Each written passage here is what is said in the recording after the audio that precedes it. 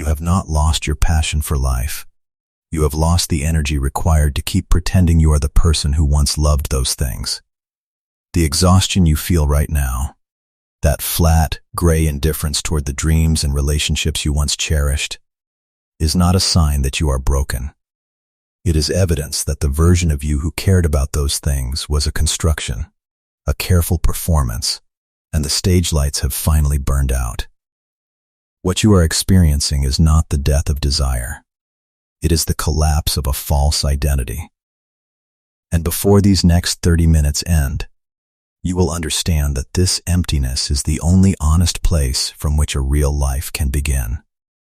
Chapter 1. The Cost of the Costume. Number 1. The Cost of the Costume. Have you ever watched an actor walk off stage after a grueling emotional performance? They do not immediately snap back into themselves. There is a residue, a heaviness in the limbs, a quietness in the eyes. They have to shed the character. Now imagine you have not been on stage for 3 hours. You have been on stage for 3 decades. You have been playing the role of yourself for so long, without intermission, that you have forgotten the script is a script. You think it is your actual skin. This is the fundamental architecture of the psyche that Carl Jung spent a lifetime mapping. Human beings do not exist in a vacuum of pure perception. We exist inside a story we tell ourselves about who we are perceiving. We have a running narration. I am the kind of person who likes these things. I am the kind of person who is calm under pressure. I am the kind of person who would never feel envy. This narration is what Jung called the persona, the mask we wear to navigate the social world. And the mask is not a bad thing. It is a necessary interface. But we make a fatal error. We start to believe the mask is the face. And when you believe the mask is the face, something strange happens to the world. The world starts to feel like a script reading. You know the lines, you know the cues, you know when to laugh and when to nod seriously. But you stop hearing the other actors. You stop feeling the texture of the stage floor. You are just waiting for the scene to be over so you can go to your dressing room and sit in the silence and wonder why the play that you wrote for yourself has become so unbearably boring. This is the precise mechanism behind the loss of interest.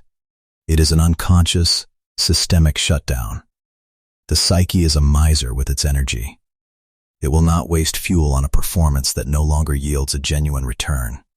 When you say, I used to love this career, but now it feels meaningless, you are not describing a change in the career.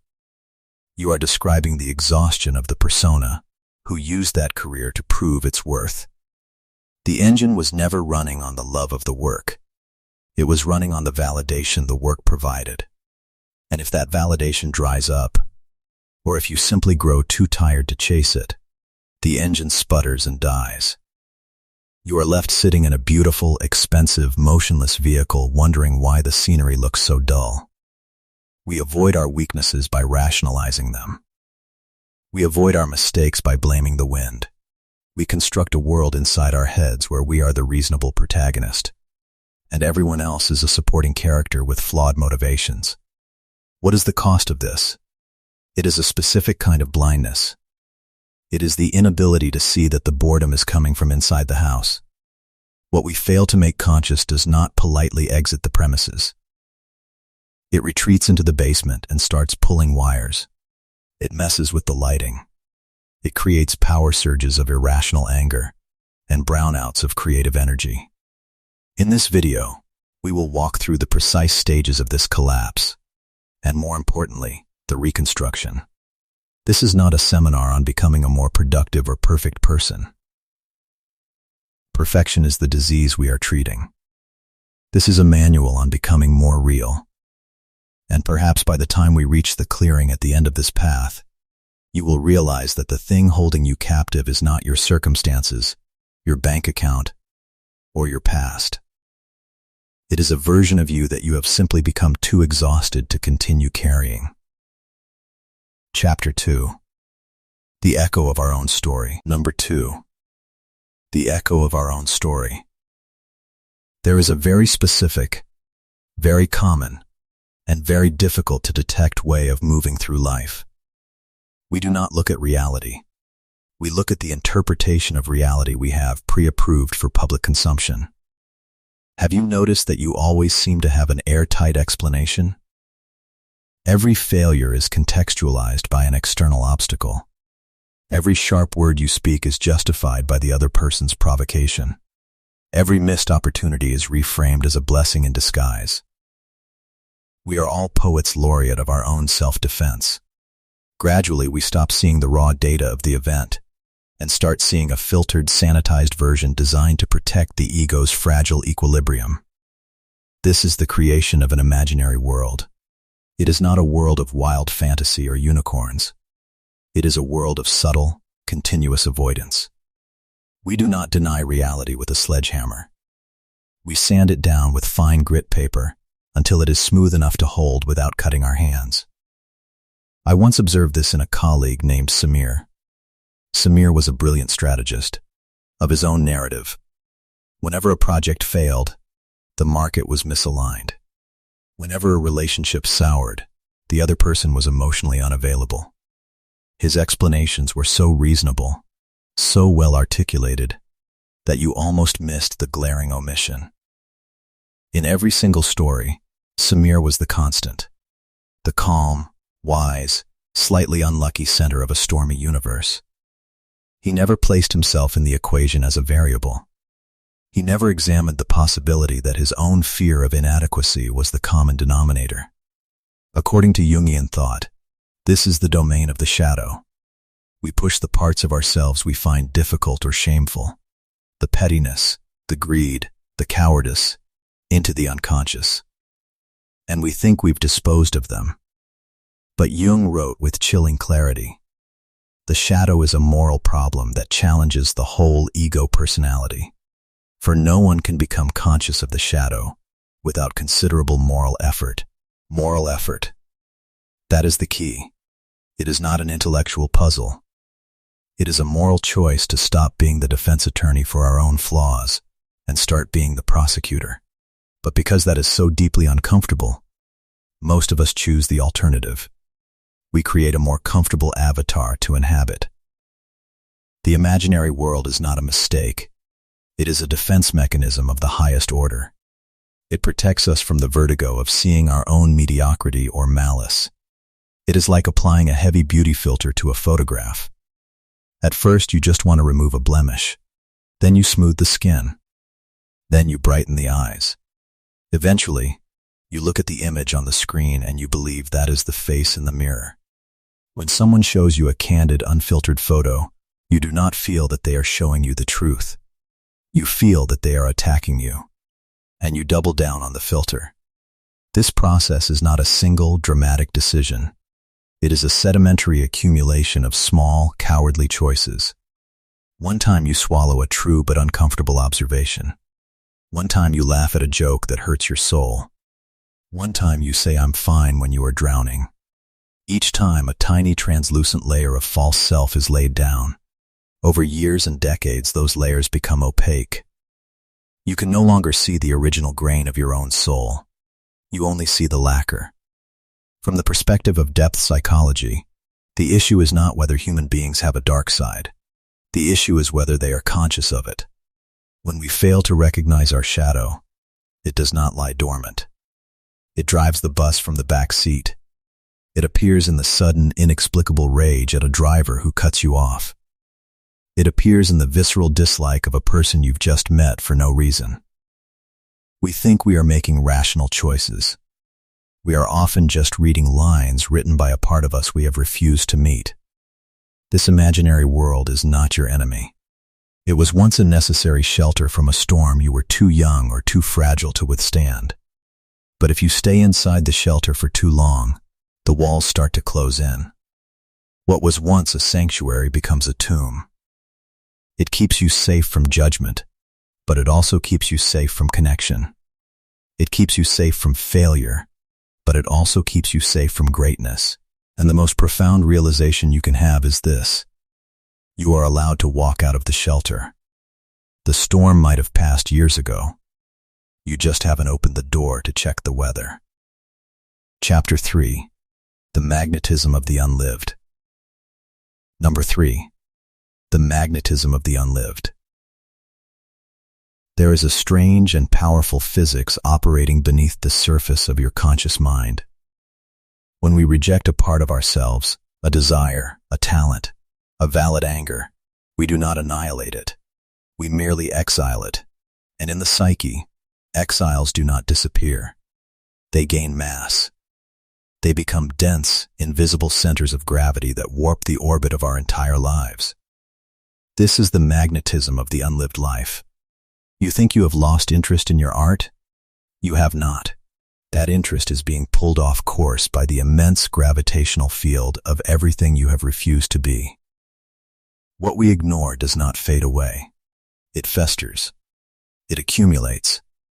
It becomes a silent, heavy weight that tugs at your attention, your mood, and ultimately, your capacity for joy. In Jung's lexicon, this exiled material is the shadow. It is not a demon. It is the sum total of the person you have decided not to be. And Jung warned us, everyone carries a shadow, and the less it is embodied in the individual's conscious life, the blacker and denser it is. Denser. That is the physical property of gravity.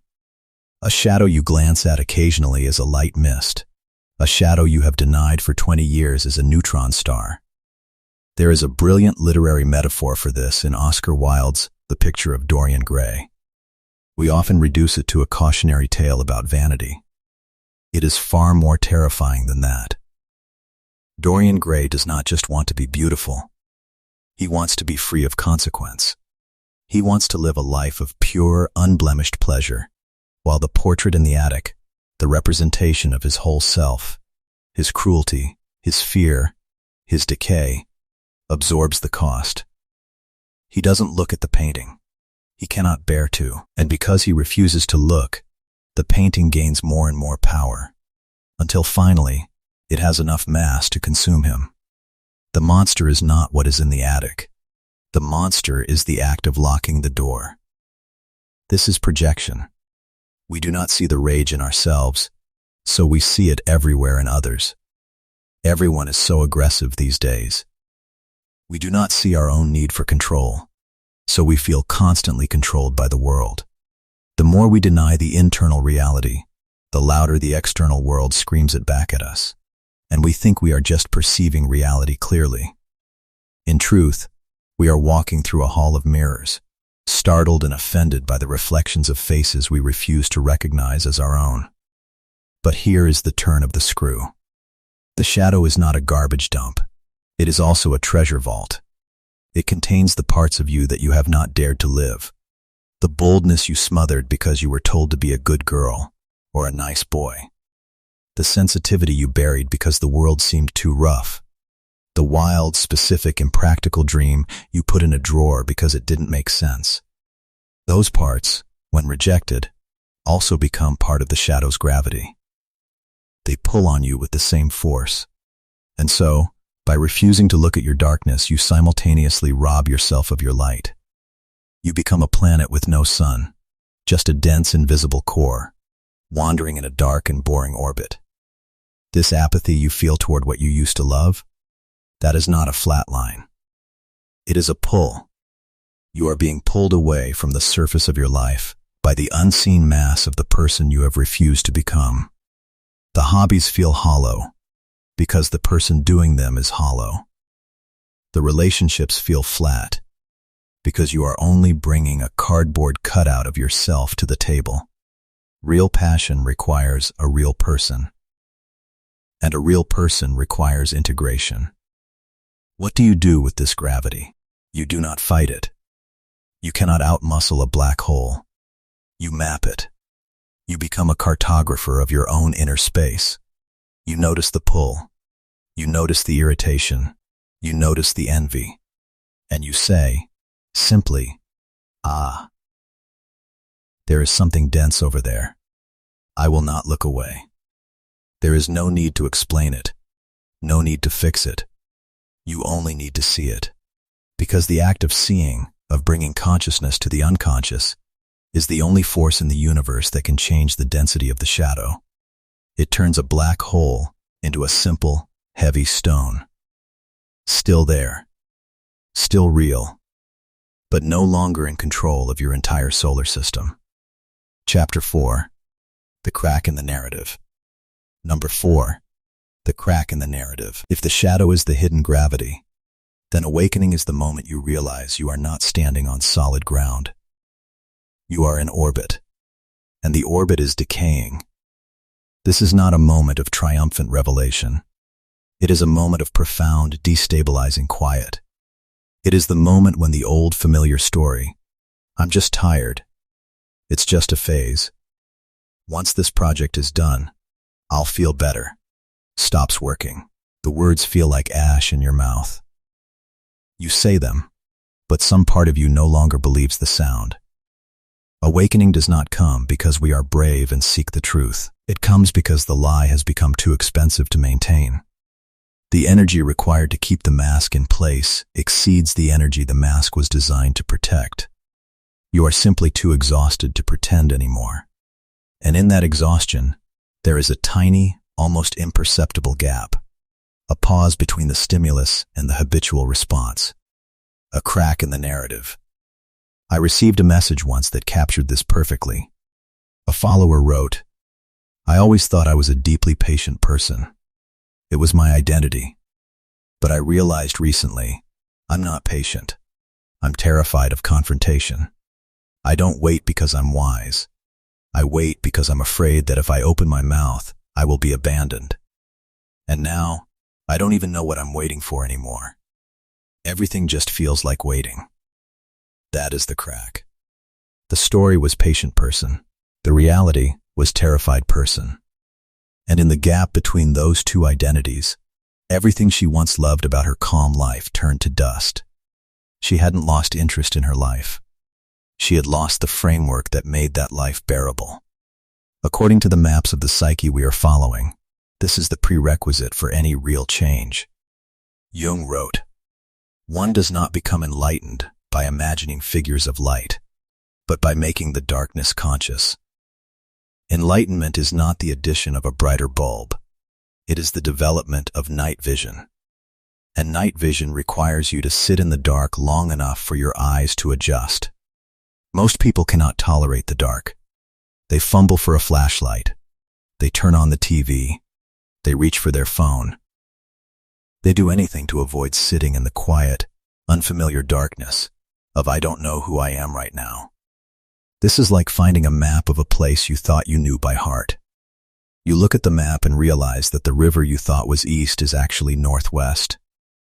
The mountain you used as a landmark is on the wrong side. Everything is still there, but the relationship between the objects has changed. You are disoriented, and in that disorientation, you have a choice. You can fold the map and pretend you never saw it. Or you can accept that you have been lost for a very long time, and now, finally, you have the correct coordinates to get home. In moments of awakening, people often enter a very particular uncomfortable state. They no longer believe the old story, but they have not yet written a new one. It is an in-between place, a desert. It is silent, it is empty, and it is the most fertile ground for genuine change. If we do not rush to fill the silence with more noise, more self-help books, more frantic activity, we begin to hear a different voice. Not the voice of the persona, who is a practiced orator, but the quiet, unsteady, honest voice of the self. It doesn't have a plan. It just has a presence. This does not require grand gestures. It begins with microscopic shifts. One time you notice you are avoiding a feeling of sadness, and you just let it sit there. One time you see a text from a friend, and you feel the familiar clench of obligation, and you just observe the clench without immediately replying. One time you pause before explaining your actions to yourself. Those moments, if held long enough, change the entire structure of your consciousness. Not through the effort of becoming someone new, but through the gentle, persistent act of no longer running the old program. Awakening does not make life feel better overnight. It makes it feel stranger. The familiar roads look different. The old conversations sound hollow. But that strangeness is not a problem. It is the sign that the spell is breaking. Once you see that the wall was just a painted backdrop, you can no longer be trapped by it. You can simply turn and walk into the wider, wilder, more uncertain, and infinitely more interesting landscape of your actual life. Chapter 5. The Honest Gaze. Number 5. The Honest Gaze. You have stopped talking. You have stopped running. Now comes the most difficult and the most liberating act in the entire human repertoire. You must look. Not analyze. Not judge. Not fix. Just look. This is the turning point where psychological theory becomes lived transformation. It is the moment of the honest gaze. And it is terrifying, because we have been trained since childhood to believe that looking at our own flaws is an act of self-harm. It is not. It is the only way to stop them from controlling you. Facing yourself is not about dissecting your childhood or creating a complex diagram of your neuroses. It is simpler than that, and infinitely harder. It is the act of allowing an uncomfortable truth to exist inside you, without rushing to change the subject. There is a part of you that is petty. Look at it.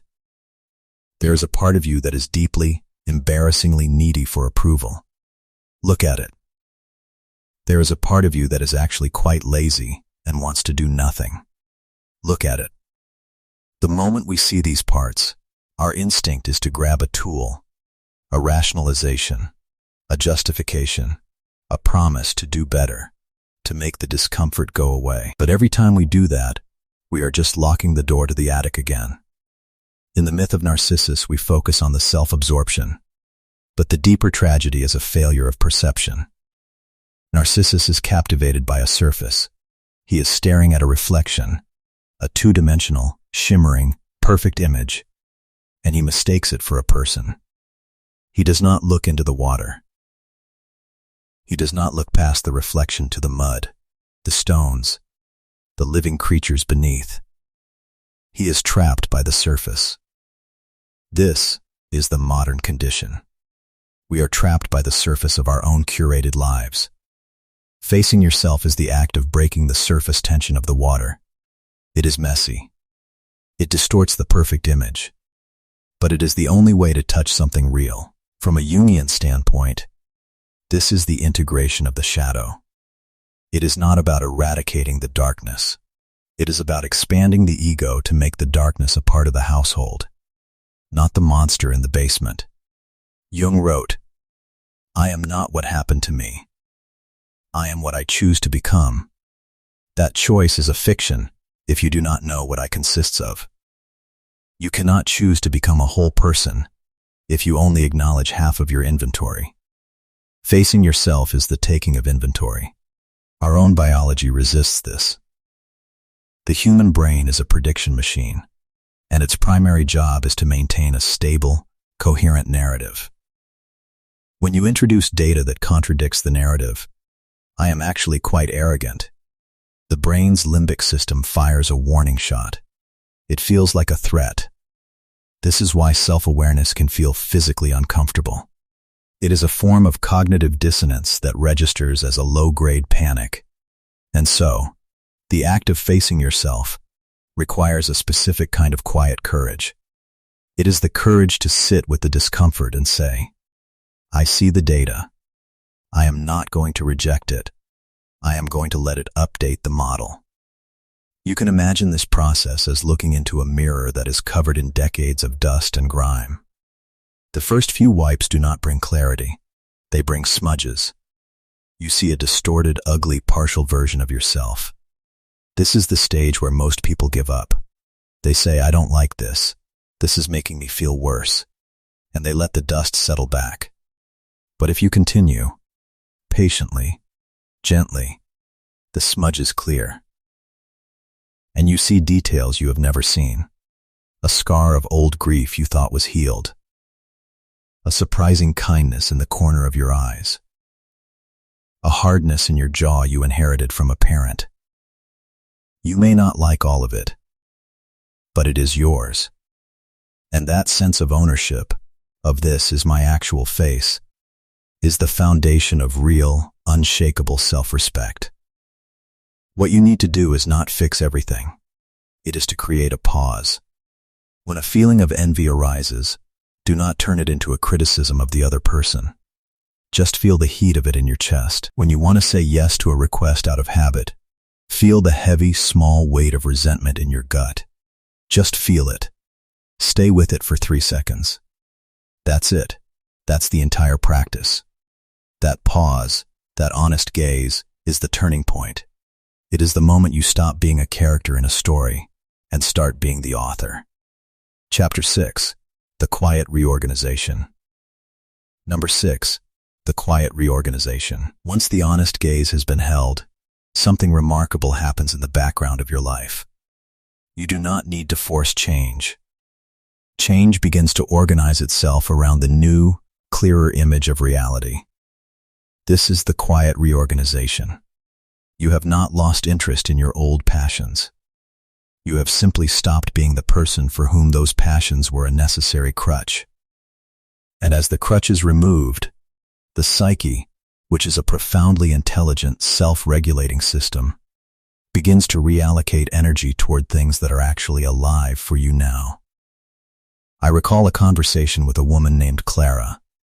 Clara had been a dedicated, almost obsessive gardener for 15 years. It was her identity. Then, she went through a difficult period of self-examination. She faced her shadow, and one day, she called me in a panic.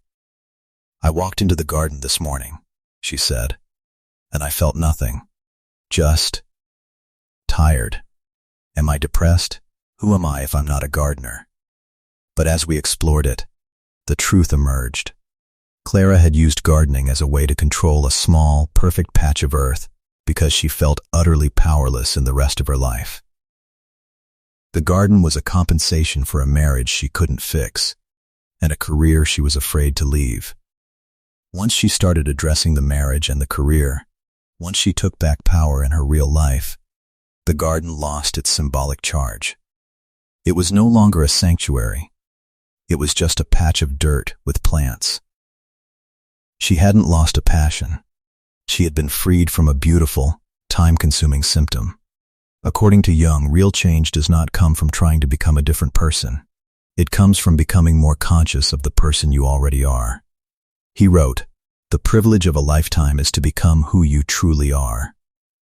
Not to invent a new self. To become the self that was there all along, buried under the persona. And when you become that, your interests shift naturally. The things that were fueled by validation fall away. The things that are fueled by genuine curiosity remain, or new ones emerge. This process is like correcting a compass that has been off by a few degrees for 1,000 miles. Before, you were still moving. You were covering ground. You were productive. But you were heading toward a destination you never actually chose. Once the compass is corrected, the first few steps feel wrong. They feel like you're going the wrong way. But you are not.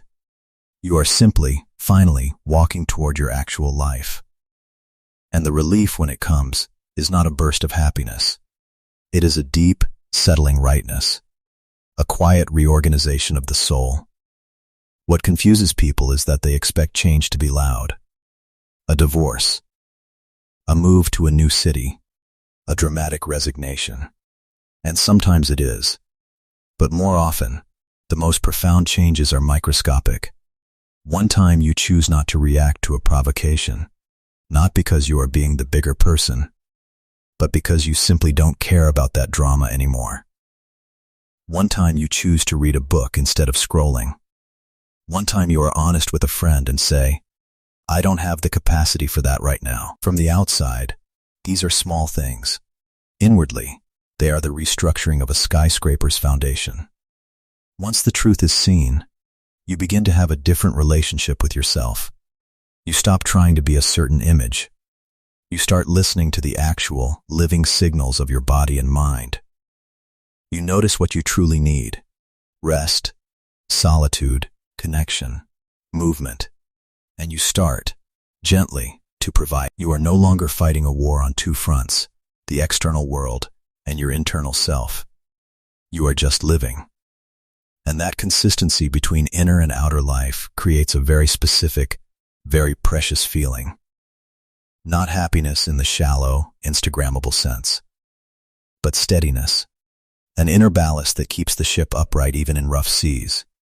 This does not mean you will never feel lost or bored again. You will. But the difference is this: you will recognize the feeling sooner.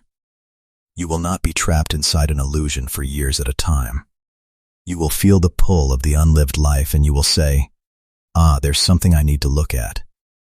And you will look. And the looking will become less and less terrifying. It will become, simply, the way you live. A quiet, ongoing reorganization toward truth. Chapter 7. The Unarmored Life. Number 7. The unarmored life. This is the destination that is not a destination. It is a way of walking. When truth is no longer an enemy to be avoided, and change is no longer a project to be managed, a very different state of being takes shape. Maturity, in this final sense, is not about having fewer flaws or a tidier life. It is about no longer needing to split yourself in two. There is no longer a public self and a private self locked in a cold war.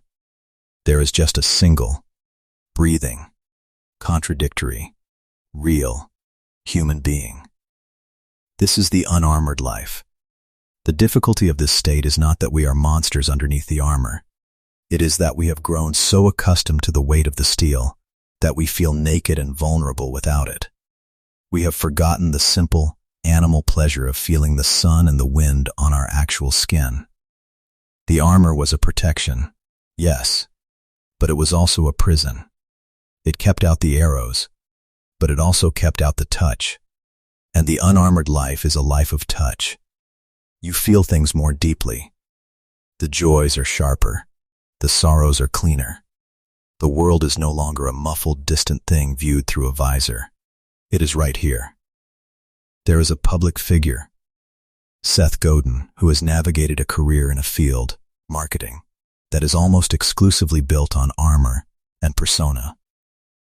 Yet his influence endures not because he mastered a mask, but because he refused to wear one.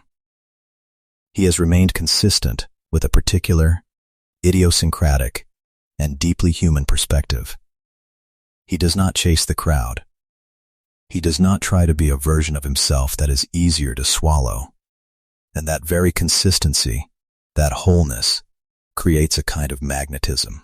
Not everyone agrees with him, but the people who resonate with him stay for a lifetime. Because what they sense is not a constructed image.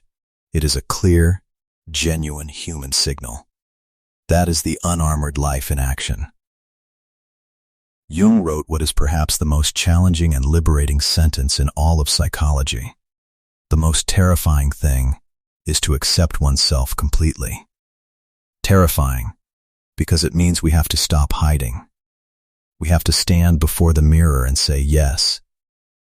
The pettiness, the fear, the weird, inexplicable longings, the failure, the smallness.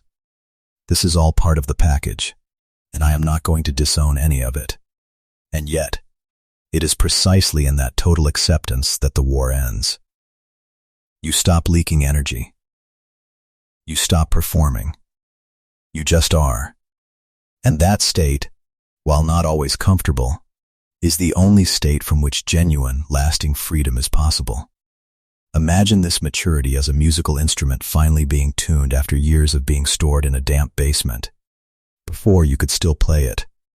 You could still press the keys and make a sound. But the sound was off. It was sour. It required effort and produced dissonance. The tuning process is not about making the instrument more than it is. It is about bringing the strings into the correct tension so that the instrument can be itself. When it is in tune, you do not need to play louder or faster. You play a single note, and the note rings true. It fills the room. That is the unarmored life. It is not louder. It is truer. This changes how we connect with others at a fundamental level. When you are no longer wearing armor, you stop seeing armor in others. You stop demanding that they perform for you. You just see them, and you allow them to see you. Relationships become simpler. There is less to manage, less to remember, less to defend. You can say no without a 10-minute apology. You can say I'm struggling without it being a crisis of identity. You can sit in silence with another person and feel a deeper connection than you ever felt in an hour of witty, performative banter. This is intimacy, and it is the natural habitat of the unarmored soul. Tomorrow morning, when you wake up, do not reach for the armor. Do not reach for the story of who you need to be. Just lie there for a minute. Ask yourself, not with your analytical mind, but with your gut, what is actually true right now? Heavy, light, anxious, calm. Don't try to fix the answer. Don't try to explain it. Just know it.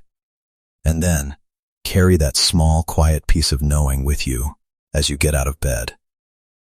That's it. That is the first step out of the imaginary world and into the unarmored, uncertain, and infinitely more spacious landscape of your real life. Conclusion. This path we have traced is not the path of self-improvement. It is the path of self-removal. It is the slow, painstaking, and ultimately liberating process of taking off the costume, putting down the script, and stepping out of the imaginary world into the clear, sometimes harsh, always real light of day. When you stop living inside the familiar thoughts, the practiced stories, and the comfortable explanations, you do not lose anything of value. You lose the weight of the performance. You lose the exhaustion of the act. You lose the quiet, desperate apathy that comes from loving things a false self was required to love. As the great explorers of the inner world have suggested, profound change does not come from imagining a brilliant, flawless light. It comes from the courageous, unflinching willingness to name the dark, dusty, and awkward parts we have long avoided. It is from that single, honest glance that everything begins to shift. Gently, irreversibly. There is no single day that marks the moment you become real. You simply notice, over time, that you are slower to react. You are quicker to feel.